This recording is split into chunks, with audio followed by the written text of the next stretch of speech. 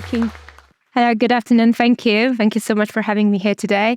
And indeed, it is my pleasure today to invite you for a journey to discover together the powers of virtual teams. So with no further ado, my agenda for today is very simple. I'm actually going to just quickly to make sure that we're all on the same page, we will start with just confirming what virtual teams really are and what they are not. We will then move on to the main part of my today's presentation, which is the power of virtual teams. I'm actually planning to call them superpowers, and I have 7 superpowers to take you through.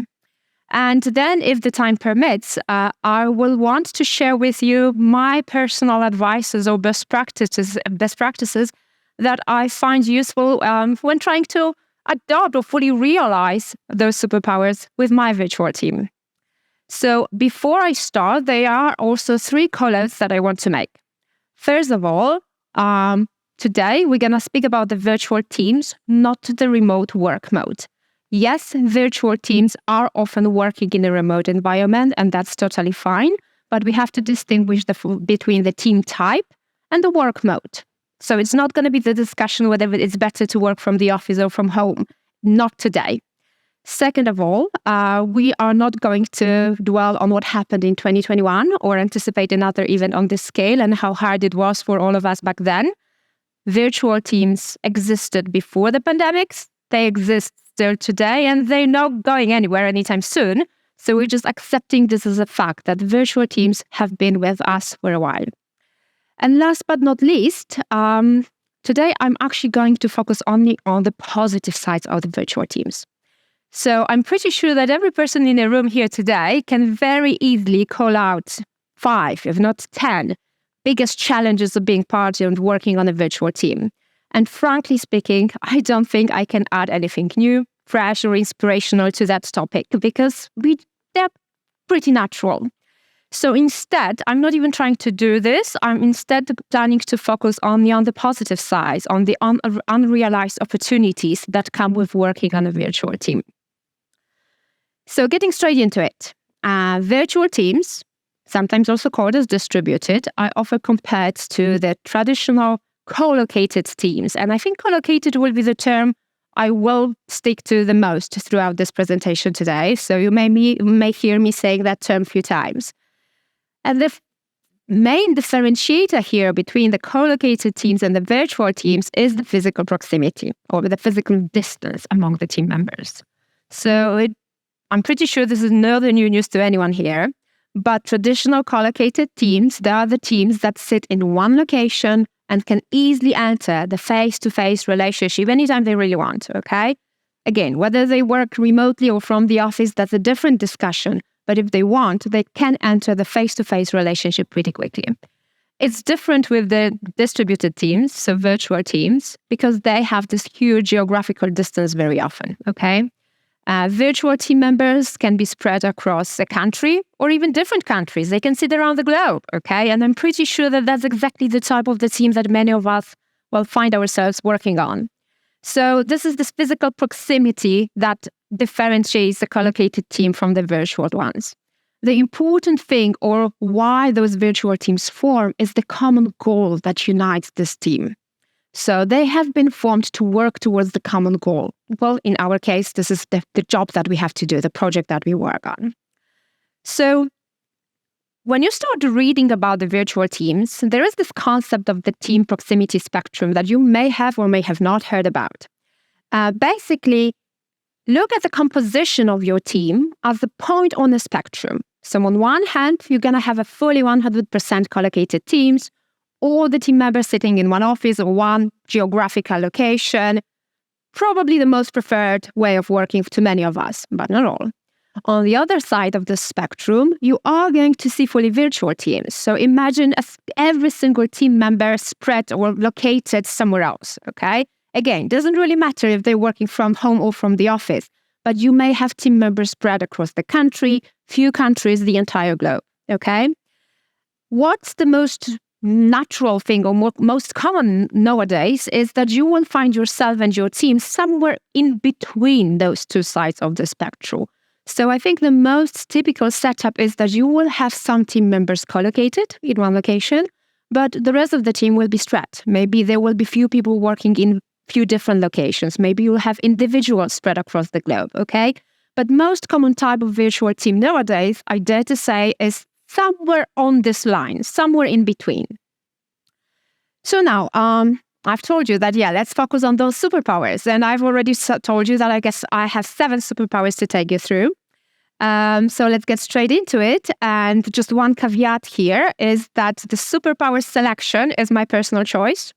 And it's not based on any scientific study or research. So if you disagree with any of what I'm going to present, I take the whole blame. Okay? And I'm ready for it.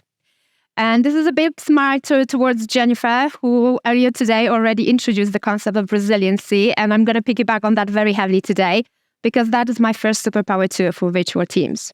I think virtual teams in general are more resistant when compared to the co-located teams.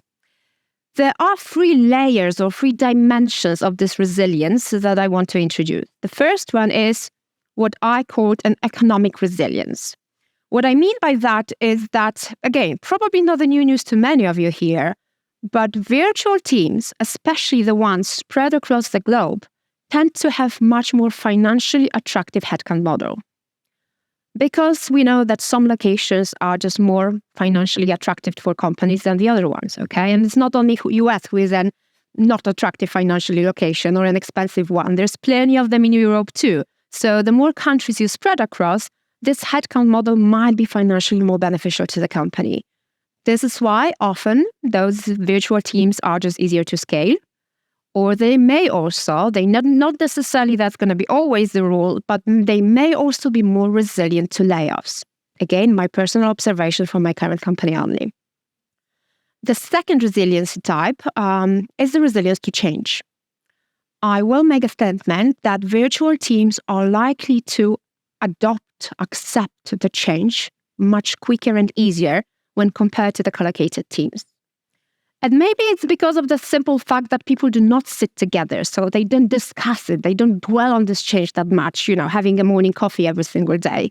And especially if the change that was introduced does not really impact the daily team routine, they will just acknowledge, the change has happened, and they will move on towards delivering on this common goal that we've already spoken about. This is where the focus is, okay? So the organizational change does not impact them that badly.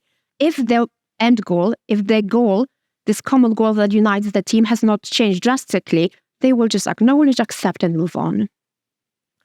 And the final resiliency type I'm introducing today is what I've called the emotional resilience, okay?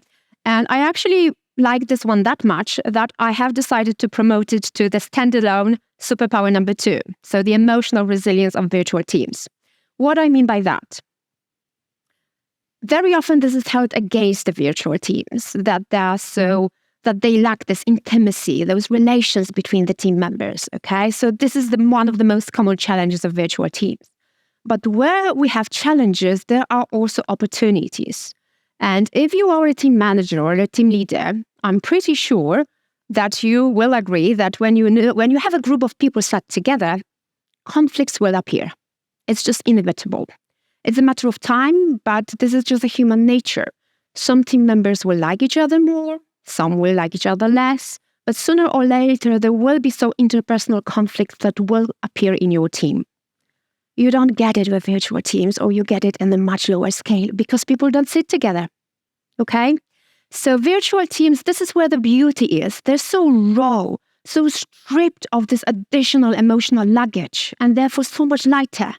They don't carry this emotional baggage, okay? Which often is a plus, but sometimes it creates troubles to you as a team manager, okay? So I see a lot of beauty in this.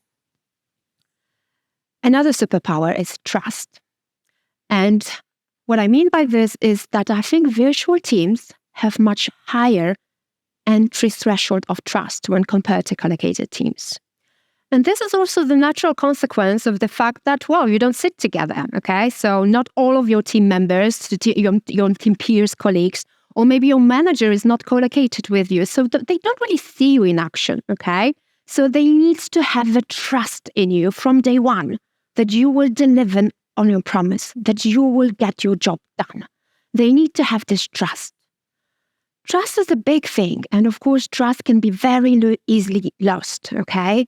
And if you lose it in this virtual setup, it is going to be a little bit more harder to regain it, okay? But if you use this trust benefit wise, that will open a lot of opportunities for you and your team. So make sure you do it.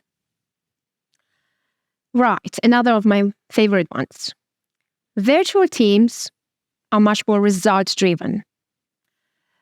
Very often I see people don't or do not really differentiate between being action-oriented and results-driven. Two very cliche terms that we all know in our corporate environments, and we assume we know what they mean. But I see very often people just don't distinguish between the two. I think it's incorrect. I think they're totally different terms, and I hate being action-oriented, okay? I don't think any team should be action-oriented unless you're working in a call center and basically you're measured on how many calls you pick up during the day. Then that's totally fine. What I mean by being more results-driven is, again, people don't see the actions that you take during the day because they're not collocated with you. Or maybe your teammates are, but your manager is not. Or maybe your manager are, but your team stakeholders, they're not with you in the same location. They don't see the action you take. They don't see how much effort you put in. They don't see how much time it takes you. The only thing they see is the end result. And therefore, that's the only thing they care about. And that's fine.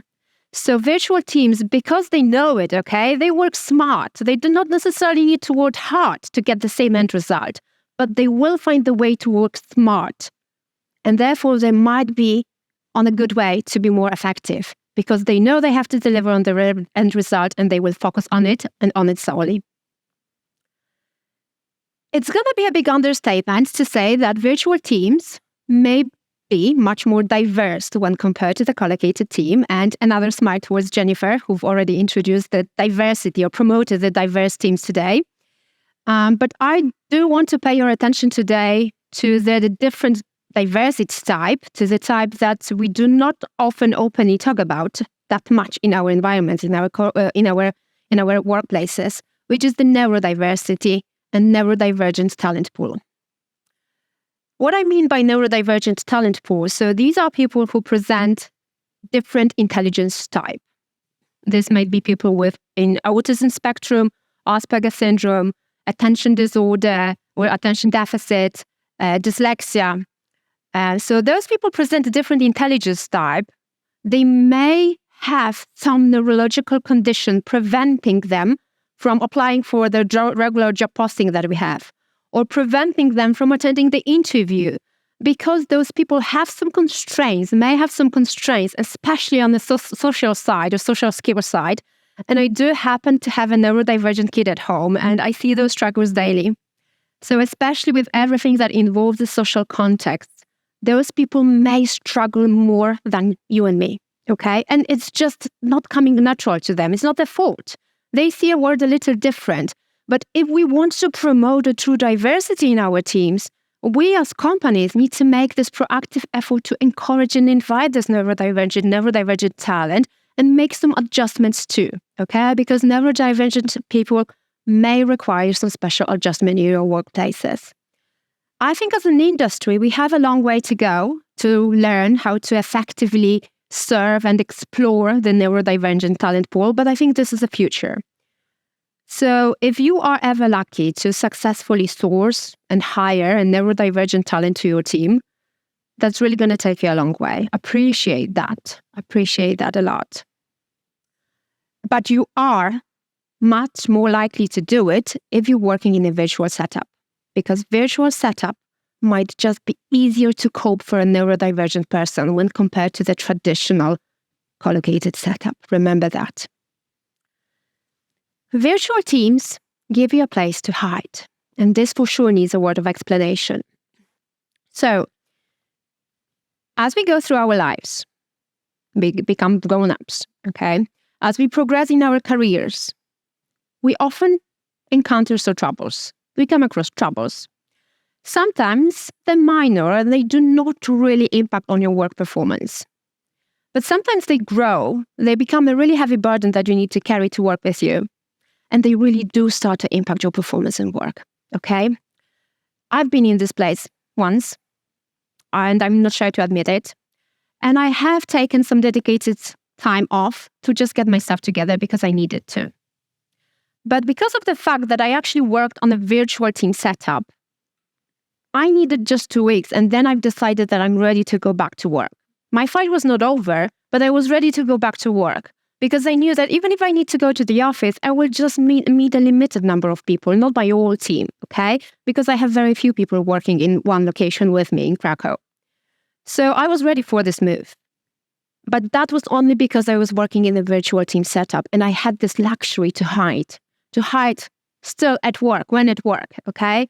So when I ended my meeting on WebEx, Teams, or any other mean of communication that you use in your work, I was still able to hide behind my screen as I continued fighting my demons. And if you've not been in that place yet yourself, you're very lucky. But if you are a manager or manager-to-be and you want to work with people, you have to recognize and acknowledge and get ready for the fact that sooner or later, you may have a team member who needs the safe place to hide, who needs this extra space because he or she is going through some hardship right now. And virtual teams give you this bigger place, this more secure place to hide when you go through your personal hardship. All right. Probably the biggest statement, the most bold statement I'm going to make today, but I dare to say that all the virtual teams are voluntary. Now, naturally, you probably wonder just now, how is it possible? Because I'm pretty sure that there are some of you in the room who find yourself working on a virtual team, but it's not because of your choice. It just happened to you, and you had no say there. True, however, there are 2 typical ways you can find yourself working on a virtual team. So I'm going to start with the second type, which is self-explanatory, meaning you're applying for the job and applying to enter the team that is already virtual. So you get the job, you start your new assignment, and you're part of the virtual team from day one. Pretty much no surprise. The only caveat to make here is if you are a hiring manager, make sure you tell about this fact to your candidates. Because this is obvious to you and your organization, this may not be that obvious to the candidates, and you would be surprised how often this small little detail is being missed during the initial conversations with your hiring manager. So just remember to call out the fact that if you are working on a virtual team and trying to hire someone to join it. So that's easy, okay? You made this voluntary choice, I'm joining this team. But sometimes, historically, you've been part of the collocated team. Let's even assume fully collocated team. So this side of the spectrum, all team members sat together in one room. Then the change was introduced upon your team. And now your previously collocated team became a virtual one. No one asked you for opinion or permission. It just happened. Okay?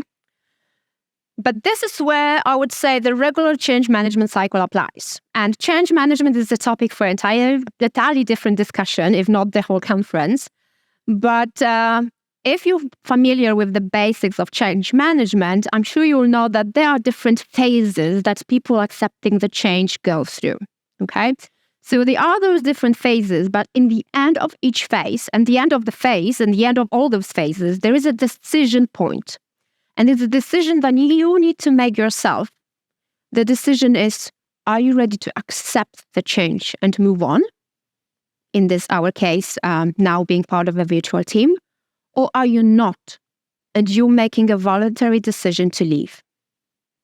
But that's a decision you're going to have to make for yourself. No one is going to make it for you. Nowadays, it's super rare that the company will fire you only because you're not happy with the virtual team setup. It is your decision. Be brave to make this decision if you're really that unhappy.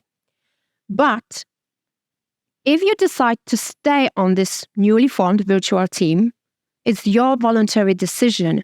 And this moment, you lose the right to complain. And this is why I dare to say that your future on this team is still a voluntary decision that you've made.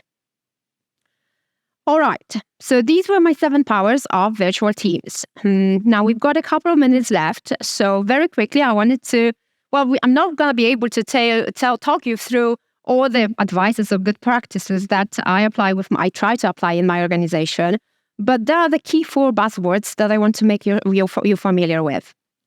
I will start with respecting preferences because I think this is the key. First of all, if you are a lead or lead to be, people manager to be, or existing team leader manager, know your team. Make this extra effort to find out who your team members are and what their preferences are. How they found their way through this virtual team. Was it scenario 1 or was it scenario B, that 1 and 2 that we've discussed? Okay, was it the voluntary decision, but in which type? Find out what they think about, the social needs of the team. Do they want to really bond and integrate? Or maybe they fully satisfy their social needs outside of work and they really want to focus on doing the job as a team, not necessarily on integrating. We sometimes assume this is what people want. Don't assume, just find it out. Ask your team. And this is including time zone difference and times of working hours. So assuming you are part of the virtual team, you may have people working in different time zones. We all know how tough it is to make it all work, but recognize and respect your team members' time zones. Do not frequently ask your team members to work outside of the regular working hours unless this is their preference, because we know that some people prefer to work in adjusted hours and it's their personal choice. But find this out. Do not assume. As you do that all, keep engaging with your team. And this is a very natural thing for the new leaders because you need to get your team know. We've heard about the team expose or leader expose earlier today, which is a great practice. But don't forget to continue doing this engagement with your team members throughout your entire career on that team. Do not only limit your engagement with your team leads or seniors, make sure you connect with all the people, okay? All the team members you have in all the locations, because your team preferences will also change with time. The team will evolve. The team may have different expectations of you as a leader. They may have different preferences over time. These things change. So make sure you keep adjusting, or you keep engaging with your team to do regular check-ins. Is it still what my team wants and expects of me? This will also enable you to adjust your leadership style and the means of communication that you use to run your team to their preferences. So again, it might be different for every leader in every organization, but you need to find the key, what works for you. You need to find what works for you and your team, what they prefer, and how best to adjust your style to make your team successful. Last but not least, and another huge understatement here, another topic for a standalone conference, how to effectively communicate with your team. So I'm just going to kind of leave it here to make sure that you realize that communication is key, not only when driving and running the virtual team, any team, okay? This is where most of the troubles come from because we lack effective communication. So make sure you take this extra proactive effort to design your communication strategy with your team. Recheck it, reiterate, make sure that you work on it. Don't assume it's going to be perfect from day one, but take the proactive effort to adjust and design properly your communication strategy. And that's pretty much it. So before I open the floor to questions, I just wanted to conclude by saying that I've shown you my 7 superpowers of the virtual team. By no means I expect that you're going to remember them all. But if you decide to pick 1, 2 maximum, one superpower that really resonated with you the most during this talk, take it home with you, think it through it, sleep it over, and when you come to your work and your organization on Monday, because tomorrow, if I'm not mistaken, is Friday, so don't bother doing anything tomorrow. But if you come to your work on Monday morning, start applying the superpower, start realizing with this superpower with your team. And if you do just that, then my job here today is done. Thank you so much for having me.